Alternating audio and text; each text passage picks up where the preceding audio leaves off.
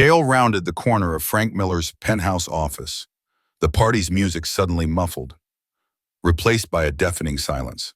Brenda was there, her red dress hiked, straddling Frank Miller on his desk. She barely looked up as Frank, silver-haired and smirking, leaned back, his gaze burning through Dale, a possessive hand on Brenda's thigh. "Well, look what the Kate dragged in, yeah," Frank purred. The din of the Christmas party, usually a warm hum of holiday cheer, abruptly ceased to exist for Dale. One moment he was navigating the crowded reception, feeling the buzz of conversation and the clink of glasses, and the next he stood in the doorway of Frank Miller's private office, the sounds of celebration vanishing into a vast, empty silence. The polished oak door had been slightly ajar, and his curiosity, or maybe a subconscious dread, had pulled him toward the sliver of light within. And then he saw her. Brenda. Her red silk dress, chosen so carefully for the evening, was hiked up, a crimson flag against the dark wood of Frank Miller's sprawling desk. She was straddling Frank, her back slightly arched, a pose of intimate abandonment. Frank, the silver-haired snake, sat leaned back in his leather chair, a glass of amber liquid in his hand, a lazy smirk playing on his lips. The scene hit Dale with the force of a physical blow, stealing the air from his lungs. "Brenda!" Dale's voice came out as a ragged whisper, a raw, unfamiliar sound torn from deep within him. She barely flinched. Her head turned slowly, blonde hair, styled impeccably just hours ago, catching the cool gleam of the city lights pouring in from the massive window behind Frank. Her eyes, usually so vibrant, held a distant, almost bored expression. Frank Miller's smirk widened, a casual, almost indifferent cruelty. "Oh, you're still here, Dale." He took a slow sip from his drink. His hand, heavy and ringed, rested on Brenda's exposed thigh, a possessive weight. Dale felt a hot flush creep up his neck, followed by a cold dread. He wanted to move, to shout, but his feet felt glued to the thick office carpet. Frank continued, infuriatingly casual. "Donald, buddy, maybe you should—" "Don't you dare call me buddy," Dale snapped. The words were rough and uneven. His hands, which had been loosely fisted by his sides, began to tremble uncontrollably. "Get off my wife." The last three words were a command, in plea, and a desperate assertion all at once. Brenda laughed then, a short, sharp burst of sound that was utterly devoid of warmth. It was a cold, cutting sound, like ice fracturing. "Your wife?" she scoffed, pushing off Frank's desk with a casual grace that seemed utterly out of place. She stood, adjusting the crimson fabric of her dress with a slow, deliberate movement. "Dale, sweetie, when was the last time you acted like a husband?" She smoothed the fabric over her hips, her eyes briefly meeting his, but it felt like she was looking through him, not at him. "You look through me, Dale. You always have." The implication hung in the air, thick and suffocating. She moved a slow, predatory walk around the desk, away from Frank, but not toward Dale. "We built a life, didn't we? A devoted wife, a happy marriage, a successful partnership." Each phrase was delivered with a cynical edge, like she was mocking a charade they had both played, a pretense he had believed in. "We are married, Brenda," Dale managed, his voice still hoarse. 7 years. The weight of those years, of shared meals and quiet evenings, of plans whispered in the dark, pressed down on him. Brenda's voice rose then, losing its icy control, a flicker of raw rage igniting in her eyes. 7 years of what, Dale? 7 years of you buried in your laptop, working 60-hour weeks for a company that barely knows your name, while I climbed the ladder at Goldman Sachs, built something real. Her words hung in the air, damning and final. "You'd come home, usually after 10, if I was still awake," Brenda started, her voice now flat, devoid of the earlier rage, almost clinical. She dabbed a small puff of powder beneath her eyes, inspecting her reflection in a compact mirror. "And I'd find you asleep on the couch, the remote still clutched in your hand, surrounded by the ghosts of last night's takeout. Empty cartons, a greasy pizza box. That was our life, Dale. My devoted husband, lost in his spreadsheets, dreaming of the next quarterly report." Frank, who had been leaning against the desk, calmly began to button his shirt, each movement precise and unhurried. The faint scent of his expensive cologne now hung in the air, mixing with the stale aftertaste of betrayal. Brenda's told me a lot about your arrangement, he remarked, not looking at Dale, but at the cufflink he was fastening. His tone was conversational, as if they were discussing a business deal, not the wreckage of a marriage. Our arrangement? What arrangement? Dale felt the heat spread across his face, a raw burn of humiliation and confusion. The question tasted like ash in his mouth. Frank finally met his gaze, a glint of amusement in his eyes. The one where you pretend to be a husband while she actually lives her life. The one where she's allowed to pursue her own interests, her own aspirations, without being held back by yours. He shrugged, as if explaining the most obvious thing in the world. A cold certainty began to form in Dale's gut, pushing past the initial shock. Frank continued, his voice dropping slightly, laced with a casual cruelty. She's been staying at my Hamptons place most weekends for the past 6 months, Dale.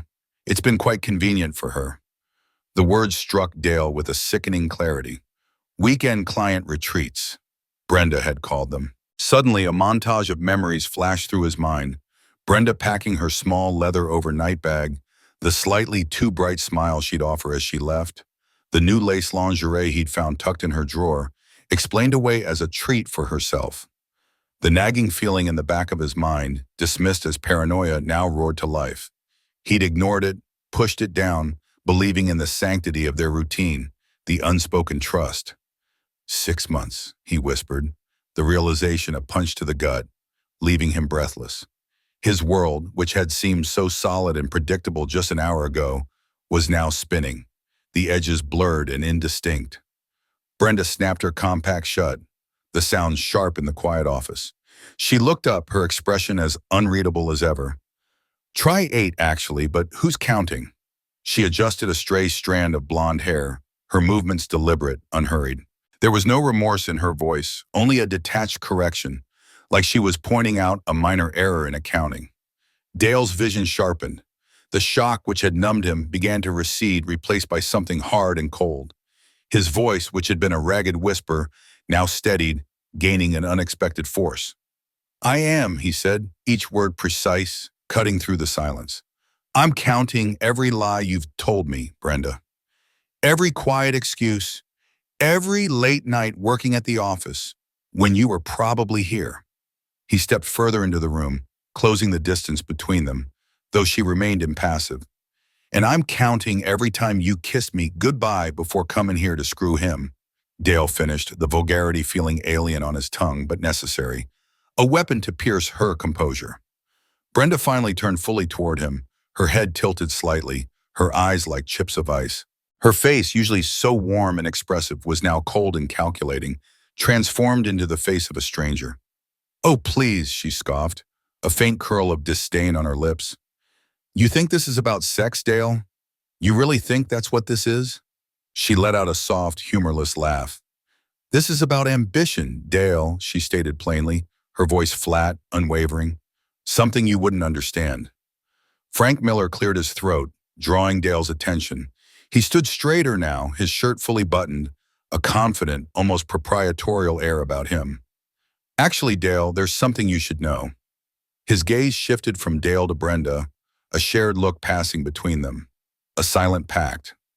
Brenda's being promoted to managing director, youngest in the firm's history. He paused, letting the words hang in the air, allowing their full weight to settle. That doesn't happen by accident. The implication was a heavy, suffocating blanket, smothering any remaining oxygen in the room. The pieces clicked into place for Dale, sickeningly, brutally. The Hamptons weekends, the new lingerie, the sudden ambition, the cold indifference. His mind reeled, a kaleidoscope of shattered images. He looked at Brenda, then at Frank, the realization a bitter taste in his mouth. You slept your way to the top, he stated, the words flat, devoid of emotion, yet ringing with a profound accusation. It wasn't a question, it was a verdict.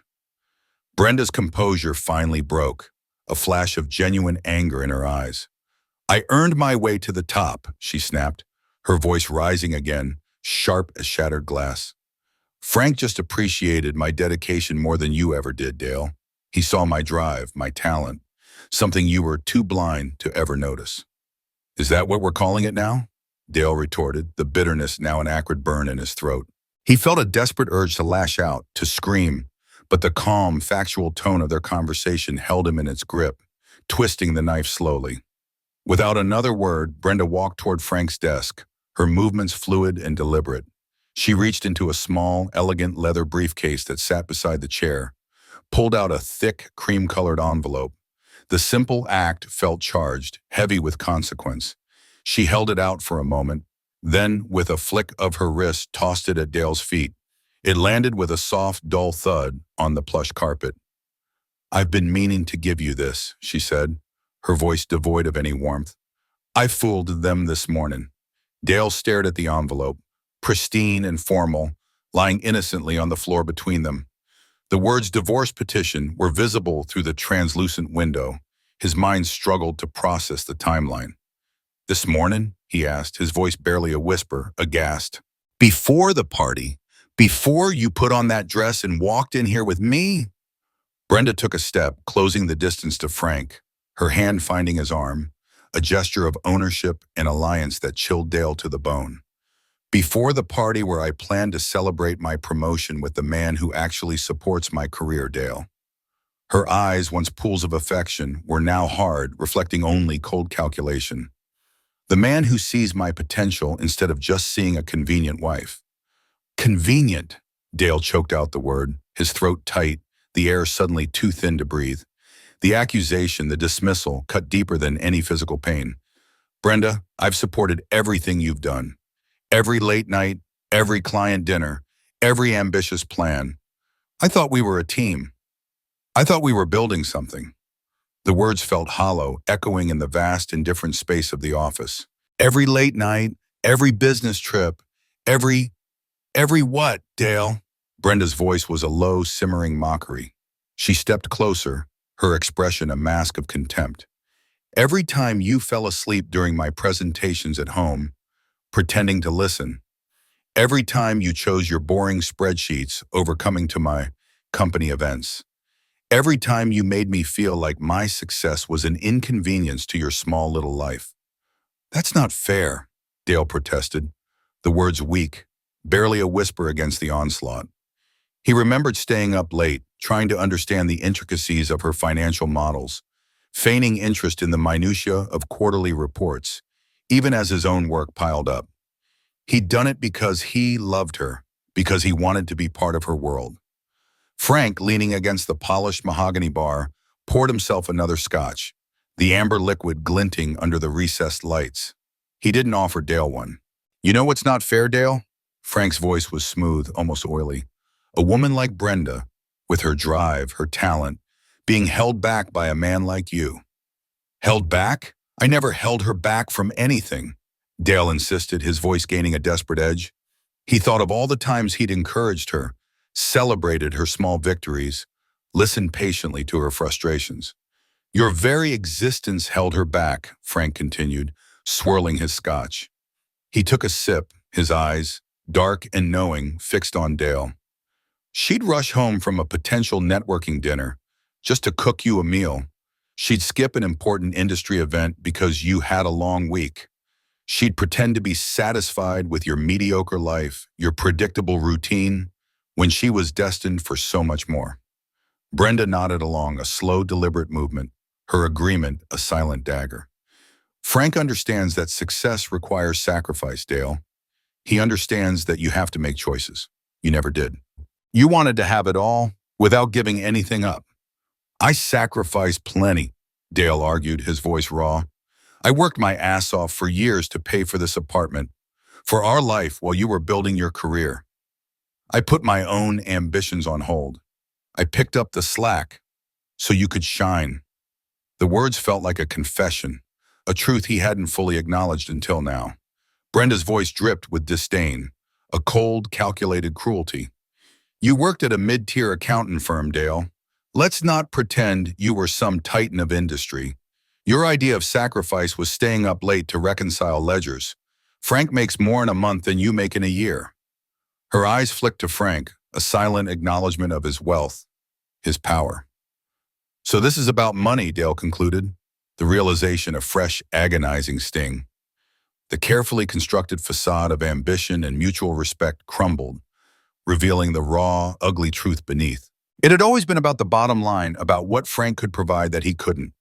Frank raised his gain, a cynical toast. This is about recognizing quality, Dale. Brenda deserves better than a strip mall accountant who drives a 10-year-old Honda. I drive a Honda because we're saving for a house, Brenda, Dale countered, his voice raw with a desperate, futile hope. He felt like he was grasping at straw, trying to re-anchor himself to a reality that was rapidly dissolving around him. The sensible, practical choices he'd made, the sacrifices he'd quietly endured, suddenly felt like damning evidence of his inadequacy. We were saving for a house, Brenda corrected him, her tone chilling, devoid of any past shared affection. The finality in her voice extinguished that flicker of hope. I'm buying a house in the Hamptons with Frank. The hits just kept coming, each revelation a fresh, brutal blow. Dale felt a dizzying sensation, as if the floor beneath him had become unsteady. When? He managed to ask, his voice weak, barely audible. Brenda's eyes, bright and unfeeling, met his. We close next month. 3 acres, ocean view, indoor pool. Everything I've always wanted. She described it like she was reading from a real estate brochure, detached and precise. Everything we've always wanted, Dale corrected her, a desperate plea in his voice. He remembered evenings spent poring over Zillow listings, the quiet excitement of imagining their future, the arguments over kitchen islands and backyard space. He remembered her pointing out a similar property once, a fleeting dream they'd shared. No, Dale, everything I've always wanted. You wanted a little suburban box with a white picket fence and 2.5 kids.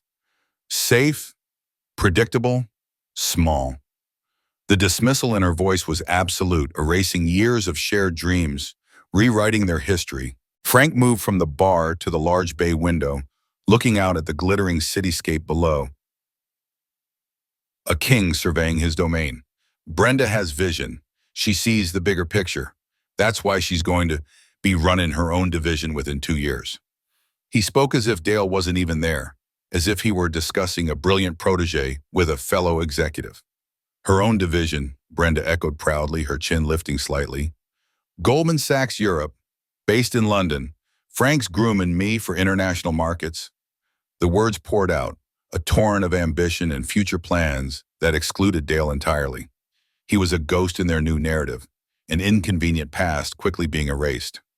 Grooming you? Dale let out a bitter, humorless laugh. The word in this context felt repulsive, a thinly veiled euphemism for the ugly truth. Is that what we're calling it now? Frank turned from the window, his face hardening, the casual indifference replaced by a dangerous edge. Careful, Dale. You're talking about my future wife. The words hit Dale like a physical blow, a stunning impact that stole his breath. Future wife. The phrase reverberated in his skull, deafening him to everything else. He looked from Frank to Brenda, searching for any sign of remorse, any crack in their united front. Brenda, as if on cue, raised her left hand. A massive diamond ring, blindingly brilliant under the office lights, glittered on her fourth finger. It was a rock, an undeniable, glittering testament to their betrayal. Frank proposed last weekend in Paris.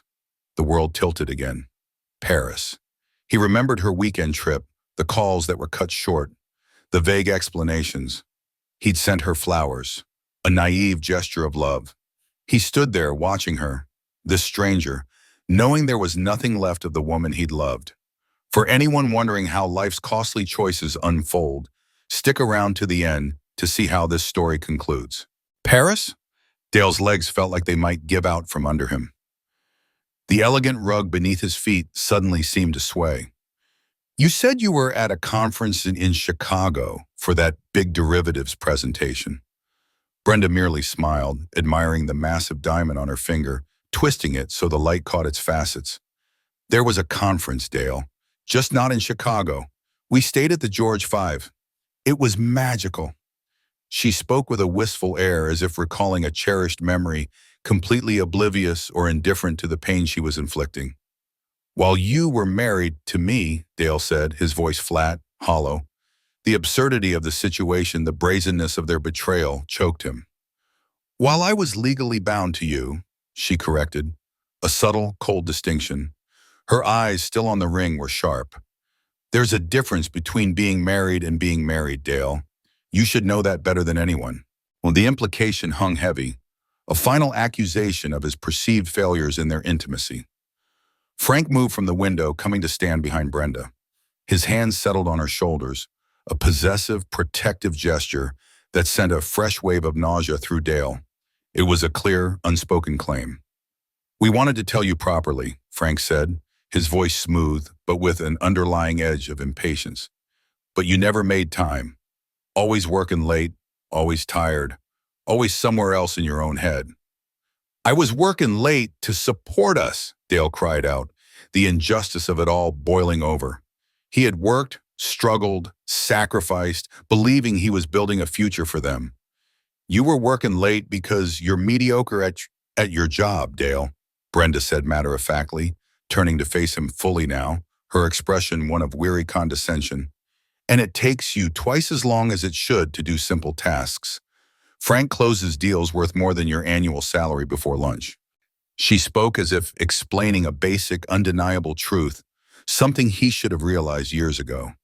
Then why didn't you just leave me, Dale demanded, exasperated, the question torn from him. And why all the lies and sneaking around? Why the pretense? Brenda and Frank exchanged a look then, a silent communication passing between them, quick and chilling. A cold understanding, a shared secret. Tell him, Frank said quietly, his grip tightening imperceptibly on Brenda's shoulders. Tell me what? Dale asked, a new heavy dread pooling in his stomach. He felt a creeping sense of unease, a premonition of another, deeper betrayal. Brenda sighed, a theatrical exhalation, as if talking to a slow child. The prenup, Dale. Remember the prenup you insisted we sign? The words hit Dale with another jolt, sharper than anything before. The prenup. He remembered drafting it, a gesture of pragmatism, of protecting their separate assets, a sign of mutual respect for their careers. He remembered the specific clause, drafted by Brenda's own high-powered legal team, which he'd agreed to without much thought. Adultery forfeits any claim to the other's assets or income. He'd seen it as a deterrent, a safeguard. Now it felt like a trap. Brenda's smile was predatory, a chilling display of triumph. All those photos you took of us just now? Very helpful. Dale's blood ran cold. What photos? He rasped, his eyes darting around the immaculate office, searching. Frank held up his phone, its screen displaying a perfectly framed shot of Dale standing in the doorway, his face a mask of shock and pain. Motion-activated camera app, Dale. Very convenient for security purposes. You set me up, Dale whispered, the words tasting like ash in his mouth. The cold realization, sharp and undeniable, settled deep in his bones.